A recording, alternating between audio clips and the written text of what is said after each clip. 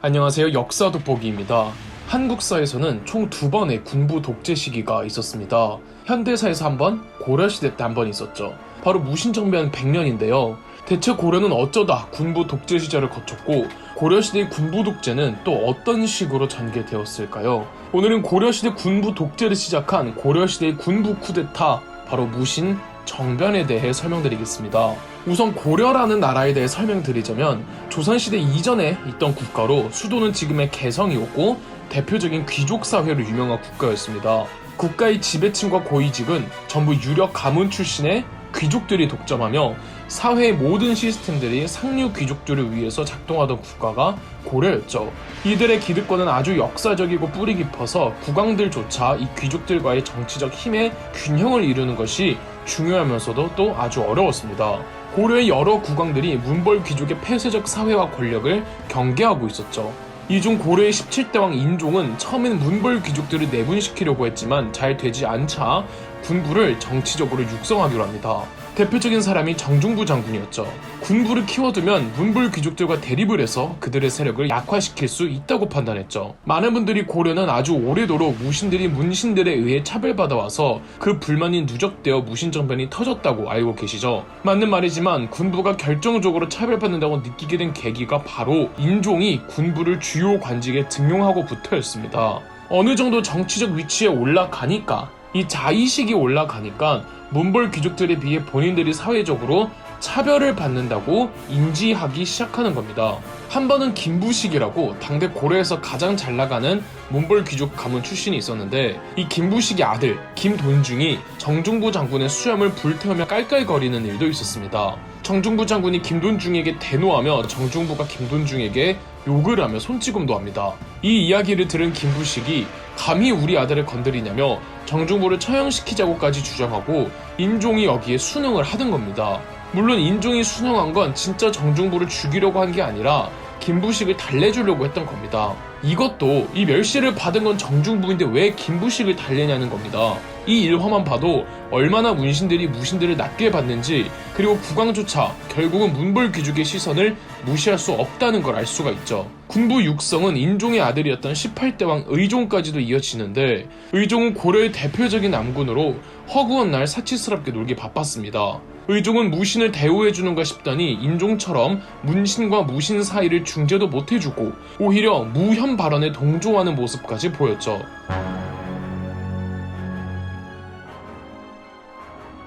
이렇게 무신들의 불만이 가득 쌓여가는 상황에서 이의방, 이고 등의 젊은 무신 장교들이 정중부를 설득해 정변을 일으키자고 제안합니다. 이의방, 이고 등의 신진 장교들은 정변을 일으키려면 정중부가 대표로 했던 원로 장교들의 지지가 필요했죠. 정중부는 오케이, 사인을 내렸습니다. 1170년 8월 무신들이 정변을 일으키기 위해 준비했던 그 거사의 날, 의종은 보현원이란 절에 있었는데 느닷없이 고려 전통 무술대회인 수박대회를 개최합니다. 수박대회는 오로지 무인들을 위한 국가 행사였던지라 잠깐 일시적으로 정변의 거사 계획이 스톱합니다. 그러나 의종의 수박대회 개최는 최악의 역효과를 내는데요. 이 수박대회에서 노쇠한 몸을 이끌고 수박대회에 참전한 원로 장교 이소흥 장군이 경기를 하다가 나이 때문에 몸이 지치자 경기를 포기하는데, 갑자기 술에 취한 한례라는 문신이 한심하다면서 이소흥 장군의 뺨을 후려갈긴 겁니다. 이를 보던 정중부가 불같이 화내자 의종은 오히려 정중부를 말리며 정중부에게 쓴소리를 했다죠. 도저히 참을 수 없던 그날 밤, 정중부, 이의방, 이고, 이른바 무신정변의 트로이카라고 불리는 세 사람이 정변을 일으켜 보현원에 있던 문신들을 죽이고 의종을 납치합니다. 그리고는 개경으로 치고 들어가 개경에 있던 관료 50여 명을 살해하고 정권을 탈취하죠. 1170년의 군부 쿠데타, 일명 무신정변이었습니다. 주동자였던 이의방은 왕의 근위대장이었기에 정변 자체는 어렵지 않았죠. 김돈중 처형당하고 그의 아버지 김부식은 시체를 끄집어내 부관 참시당합니다. 이 외에도 직급을 막론하고 소수의 문신들을 제외하고는 전부 다 저세상이었죠. 문신들에 대한 무신들의 보복은 도를 넘어서기 시작했고, 군분의 일부는 과하니까 적당히 하자고 했으나 무신 정변의 주동자 이의방은 듣지도 않고 과도한 핏빛 복수를 자행합니다. 이의방 이고는 문신들의 싹을 아예 잘라버리자고 했으나 그나마 정중부가 진정시킨 덕에 소수의 문신들은 살아남을 수 있었습니다. 그리고 이의방은 의종을 폐위시킨 뒤 거제도를 유배 보냈고 그의 동생 명종을 새로운 왕으로 옹립합니다.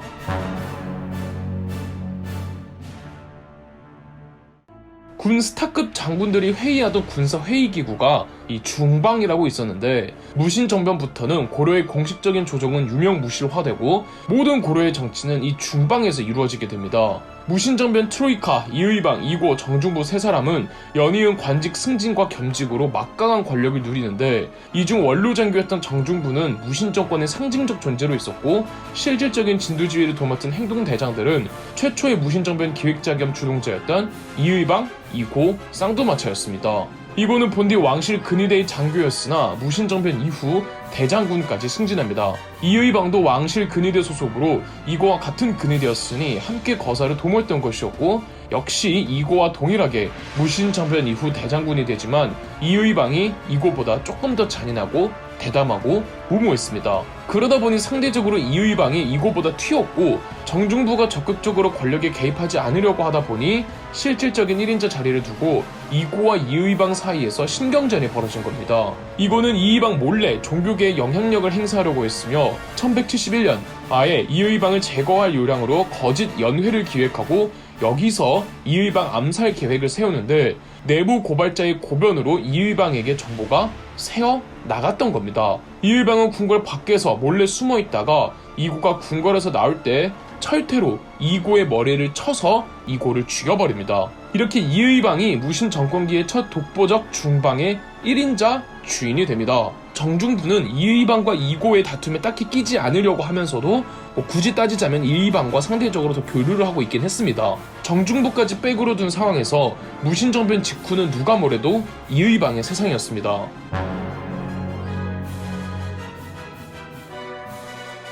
1173년에는 김보당이라고 원래 문신이었는데 의종의 잘못된 정책을 비판하는 쪽이어서 무신정변 이후로 문신임에도 살아남을 수 있었습니다. 그리고 동북면 병마사라는 중요 직책에 임명되기도 하죠. 동북면 병마사는 고려의 군사지역으로 동계라고 불리던 곳의 총책임자 겸 이 지역의 한한 군 통솔권자였습니다.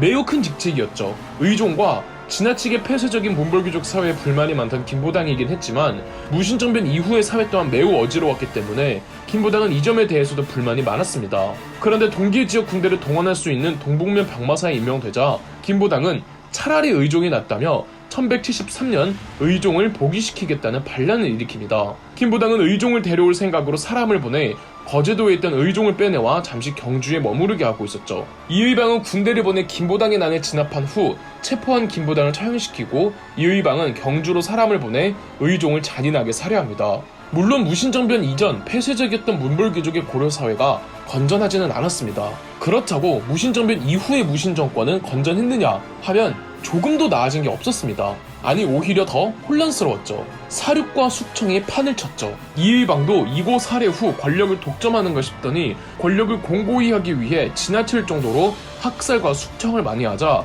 점점 군부 내에서도 지지도가 하락하고 있었습니다. 문신들뿐 아니라 정치적 경쟁자라고 생각하면 같은 무신들도 숙청했거든요.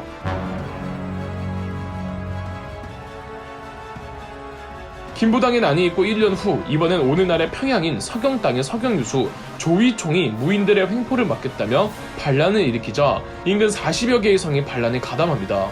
이 정도로 아직 무신정권은 지방에 대한 지배력을 완전히 구축하지 못한 상태였으며 중앙의 무신정권에 대해 지방에선 반발감이 컸다는 것도 알 수가 있죠. 김보당의 난은 쉽게 진압한 반면 조이총의 군대에게는 이의방이 보낸 부대가 족족 깨지기만 합니다. 조이총은 개경 근처까지 오는데 성공하지만 이번엔 이의방이 직접 군대를 이끌고 나가 승리하여 조이총은 다시 서경까지 후퇴합니다. 이의방은 서경성을 포위하는데 조이총이 버티기로 시간을 끌자 추위의 보급이 원활하지 못했던 이의방은 별 수 없이 개경으로 후퇴해야만 했죠. 이의방은 군대를 거듭 서경으로 보내지만 성과는 없었고 조이총이 계속 버티면서 안 그래도 군부 내부적으로도 이미지가 안 좋은 시점에서 조이총의 난을 진압 못하고 있는 이의방의 입지가 많이 약해집니다. 이를 정중부가 다 알고 있었죠. 당시 국무총리격이었던 정중부는 최대한 개입하지 않으려고 했지만 이의방의 제멋대로가 너무 극심해지고 주변의 평판도 안 좋으며 모두가 정중부에게 나서줄 것을 원하자 정중부가 나서기로 합니다.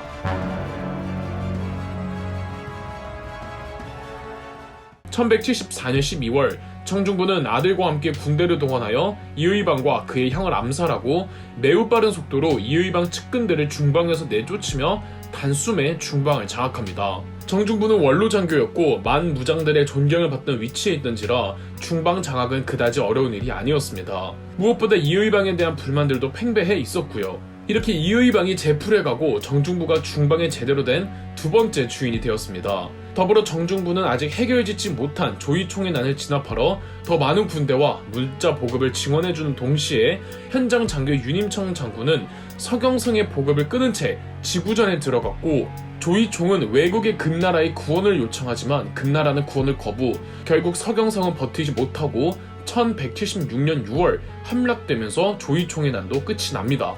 이제 세상은 단원 정중부의 것이었습니다. 정중부는 오늘날의 국무총리인 문화시중을 겸하면서 중방을 통해 고려 조정을 좌지우지했고 그의 권세는 하늘을 찌를 듯했으며 국왕 명종은 허수아비에 불과했죠. 그래도 여전히 국왕을 허수아비로 만든 군부 독재에 대한 안 좋은 말들이 전국적으로 나돌았습니다. 심지어 정중부가 암살당할 뻔적도 있었죠. 이토록 본인에 대한 이미지가 안 좋다는 생각에 가뜩이나 몸도 늙었겠다 1178년 사직을 하고 정치에서 물러납니다. 그런데 이 정도 권력자가 자리를 비킬 때는 그 흔적도 크게 남을 수밖에 없습니다. 정중부는 본인이 최고 권력자로 있으면서 중방에 대한 권한이 국왕의 입김보다 더 강한 정치기구로 만들어 놓고는 후계에 대한 지목을 하지 않은 채 혼자서만 쓱 정계에서 빠진 겁니다. 이러니 중방의 주인을 두고 정중부의 아들이었던 정균과 사위였던 송유인 사이에서 대립이 발생합니다. 정중부의 아들 정균은 권력을 위해 왕의 딸인 공주를 자기 아내로 삼고자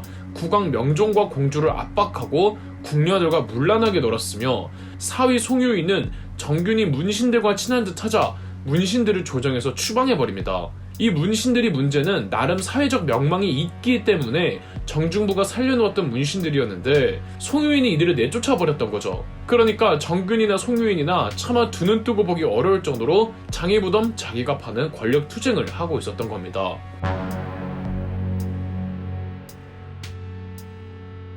결국 보다 못한 경대승 장군이 정의감에 불타올라 고작 30명의 군사들로 정균과 송유인은 물론 정중부 집까지 찾아가 그들을 살해하고는 정중부 측근 세력들도 모조리 제거하면서 순식간에 조정을 장악합니다. 당시 경대승의 나이 고작 26살, 청주 출신의 경대승은 집안부터가 중류층 군반, 즉 하위 장교 집안으로 무예 솜씨가 매우 뛰어나 젊은 나이에 정중부의 눈에 발탁되어 정중부를 모셨죠. 아주 어린 나이에 왕실 근위대에 배정받아 이곳에서 일하다가 근위대 병력을 동원할 수가 있다 보니까 권력을 농단하며 사회를 어지럽히는 무례배들을 처단해버렸던 거죠. 이후 경대승의 행보가 흥미로운데요. 경대승도 무신 출신이지만 경대승은 문신들을 우대하며 다시 문신 복고 정치로 귀환하려고 하는 겁니다. 중방의 힘도 대폭 축소시키고요. 무신 정권의 세 번째 최고 권력자였지만 경대승은 중방의 주인이 되지를 않았습니다. 나중에 조선시대 때는 경대승더러 경대승이 무신 정권 이전으로 돌아가고자 했고 문신들이 그를 의지했다고 기록할 정도였습니다. 즉 경대승은 무인 출신이지만 무신 정권에 대해서는 반대하던 사람이었다고 할 수 있는데요. 경대승이 무례배들인 정중부 포함 무신 정권 일파를 내쫓은 거에 대하여 고려 국왕 명종이 대소신료들과 함께 경대승을 위해 마련한 연회 자리가 있었습니다.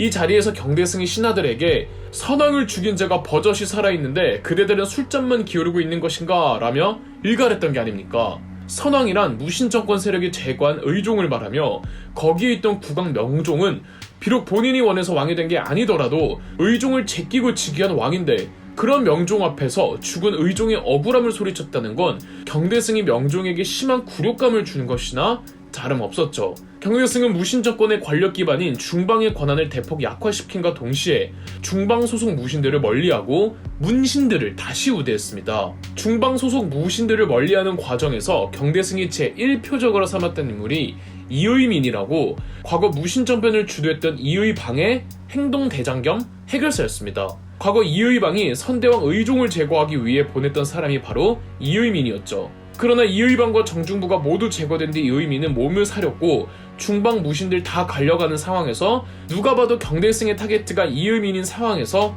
이의민은 몸을 숨깁니다. 그렇지만 경대승이 독재를 하지 않았느냐 하면 그건 아닙니다.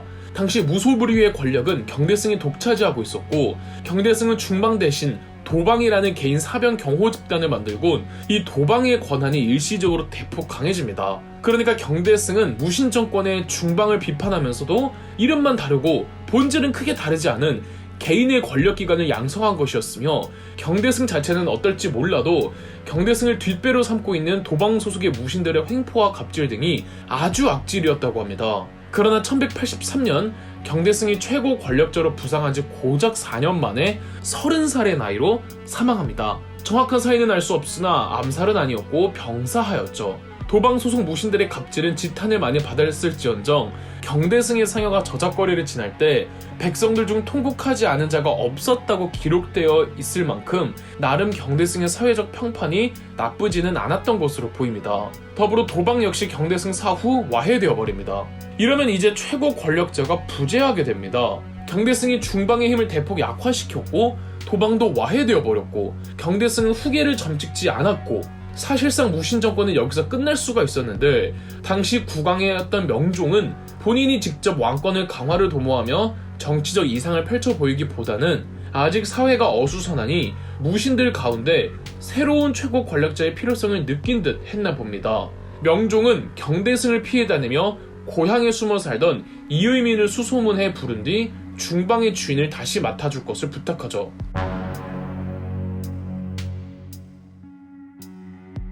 이의민은 천민 출신입니다. 노비 출신이 한 국가의 최고 권력자까지 부상한 거예요. 비록 천출이지만 키가 190의 힘이 장사였고, 또 다혈질의 성격이 괴팍해서 예전부터 동네에서 사람 패고 다니기로 유명했는데, 이러다 보니 체포되어 모진 고문을 받음에도 체력과 덩치가 워낙 오버스펙이다 보니 이의민을 눈여겨본 관리들이 이의민을 무장으로 발탁해 장군으로 활용하다가 마치 싸움에 낭만을 품고 있는 의종의 눈에 띄어 군 장교로 임명받은 후 이의방의 부하로 들어가고 함께 무신 정변에 참여하였던 거죠. 이의방도 같이 성격이 지랄맞고 잔인하고 불같은 이의민을 잘 활용하였고, 이의민도 이의방 옆에 있으면 출세할 수 있으니 누구보다 앞장서서 이의방의 해결사 노릇을 자처했습니다.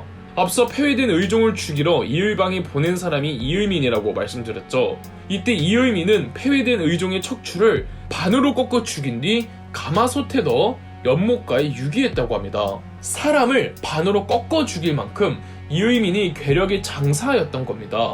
무신 정권에 반대하며 일어난 지방 반란 김보당의 난과 조이총의 난에서도 공을 세웠으며, 덕분에 이의방 사후에도 정중부의 보호를 받았으나 경대승이 중방 소속을 전원 물갈이할 때 화를 피해 도망쳤던 거죠. 다행히 경대승이 일찍 병사한 덕에 명종이 이의민을 불러들였고, 이렇게 잔인하게 짝이 없는 이의민이 무신 정권의 4번째 집권자가 되었습니다.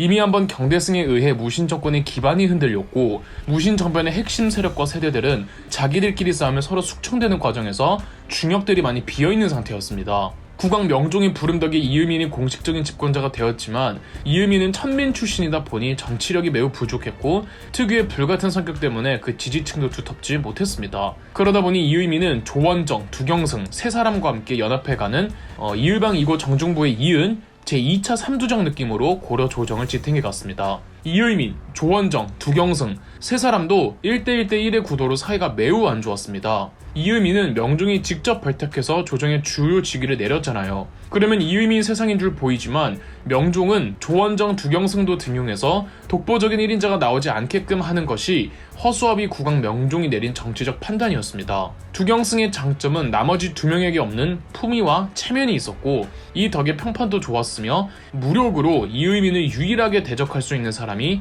두경승이었다고도 합니다. 이의민과 사이가 굉장히 안 좋았고 공적인 자리에서 이의민은 두경승에게 쌍욕을 퍼부었다고 하죠. 당시 사람들은 이의민과 두경승이 1대1로 제대로 맞짱을 뜨면 누가 이기냐를 두고도 이야기가 많았다고 하네요. 그러나 찐 빌런은 다른 한 사람이었던 조원정이었습니다. 본인이 이의민과 두경승보다 뒤처진다고 생각한 조원정은 심각한 횡령을 일삼자 두경승이 조원정을 탄핵하려고 했는데, 이에 불만을 품은 조원정이 군사를 이끌고 궁궐로 쳐들어가 두경승의 부하인 연기를 하며 두경승을 모함했던 겁니다. 그러나 체포된 병사 중 한 명이 조원정의 사주였다고 솔직하게 고백하는 바람에 바로 참수되어 버렸고 그 재산을 몰수했는데 그가 가지고 있던 부동산이 무려 집 170여 호였다고 하죠.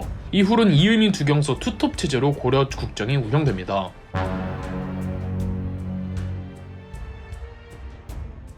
1193년 어느덧 무신정권기도 30년을 향해 달려가고 있던 시점에서 경상도의 운문과 초전 지역에서 김삼이 효심의 난이라는 농민 봉기가 터집니다. 지배층들의 권리가 아닌 피지배층들의 반란이라는 점에서 충격적인데 가뜩이나 이 반란 규모가 경상도 전체로 퍼졌음에도 고려 조정은 이들을 조속하게 진압하고 있지 못하는 실정이었죠. 반란 규모가 무시할 수 없을 정도가 되니까 김삼이와 효심은 더 확실한 반란 규모 확대를 위해 신라를 부흥시키겠다며 신라 부흥운동을 반란의 명분으로 삼습니다. 계속 반란을 진압하지 못하고 있는 상황에서 이을미는 생각 없는 짓을 해버리는데요. 김삼이 효심과 비밀리에 연락을 해서 반란에 성공하면 이을미는 새로운 국왕으로 즉위시키려는 움직임이 포착이 된 겁니다. 애당초 김삼이 효심이 뜬금없이 신라 부흥운동을 전개할 이유가 없어요. 그런데 이을민의 고향이 어디냐? 옛 신라의 수도인 경주였습니다. 김삼이 효심이 느닷없이 신라 부흥운동을 반란의 명분으로 내건 건 뒤에서 이의민의 사주가 있었던 것이고 당시 반란 진압군에 소속되어 있던 이의민의 아들이 군 기밀을 계속 반란군에게 흘려주고 있었던 겁니다. 다행히 고려 정부에서는 두경승 휘하 반 이의미파 사람들도 있었기 때문에 수상함을 눈치채고는 반란 진압군을 아예 새로 조직한 후 경상도로 파견했고 김삼이 효심의 난을 진압하는 데 성공합니다.